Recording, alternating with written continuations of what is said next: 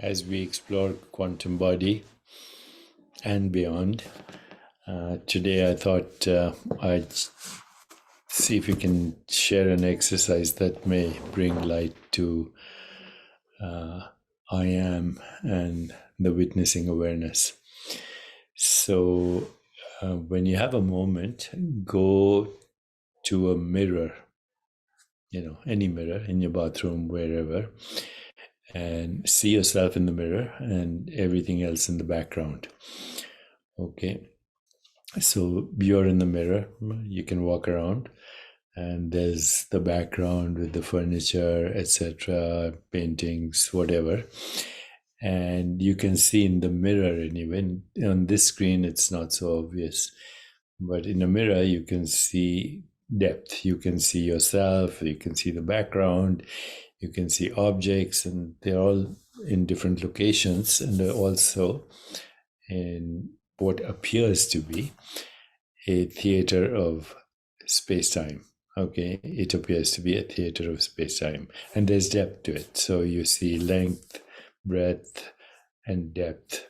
And as you move around, you also create the experience of time.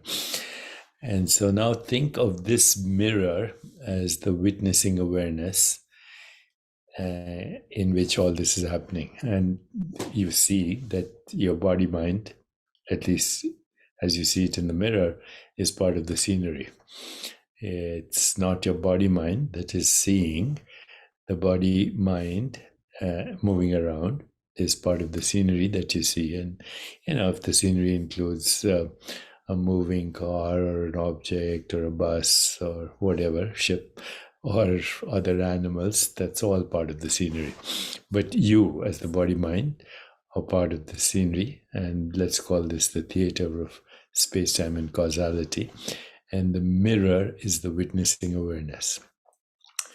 Now, the mirror is neutral, right? It's not judging the scene as good, bad. All it is observing. The mirror is the screen of consciousness. And you can think of the screen of consciousness as that in which all existence is reflected and moving, changing. And that reflected means all experience is reflected, all perception is reflected, all thinking is reflected, and in that reflection is everything else, all the objects, your body, your mind, other animals, stars, galaxies, whatever. Now let's go a little further. The mirror itself is actually generating the scenery. It is conceiving the scenery. It knows the scenery. It conceives the scenery. It experiences the scenery, and the scenery then subsides back into the mirror till the next scenery appears. And that's happening all the time, instantly happening all the time. Photons, electrons are being generated by the mirror, let's say. The mirror is the screen, and they're appearing as all the scenery.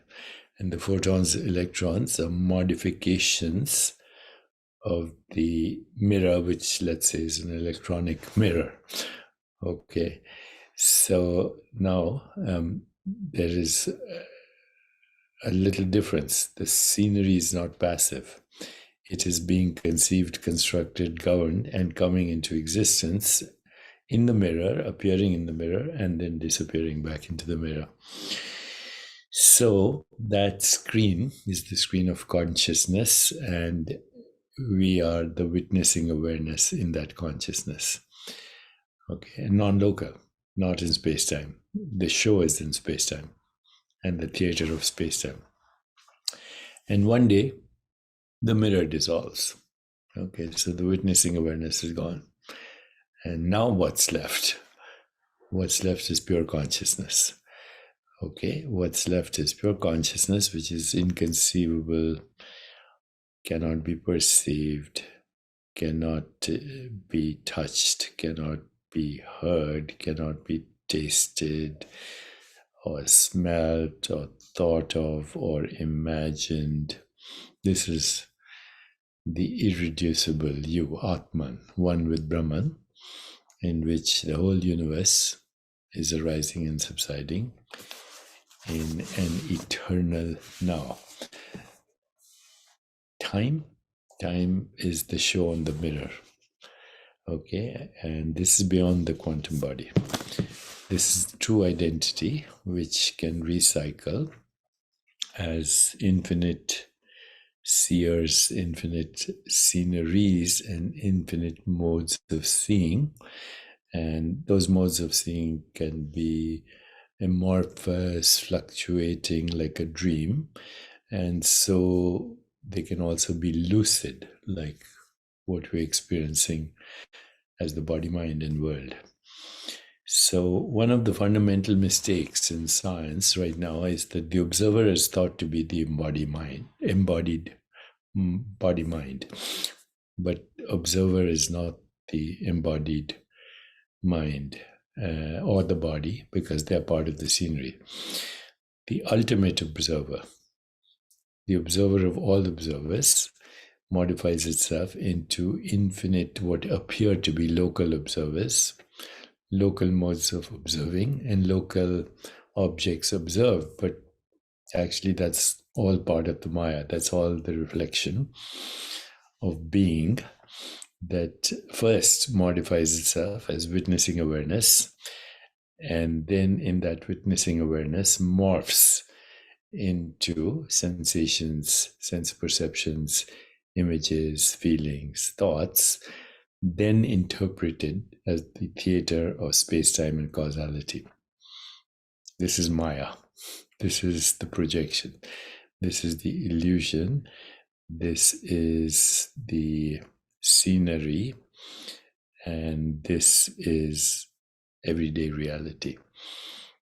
And all of that is in time. But you, including the witnessing awareness, is not in time. But the witnessing awareness is not still ultimate reality.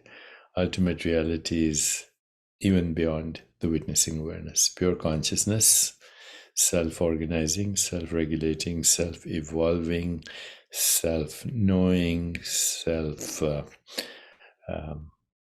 self-luminous, independent of all experiences, but modifying itself as all experiences.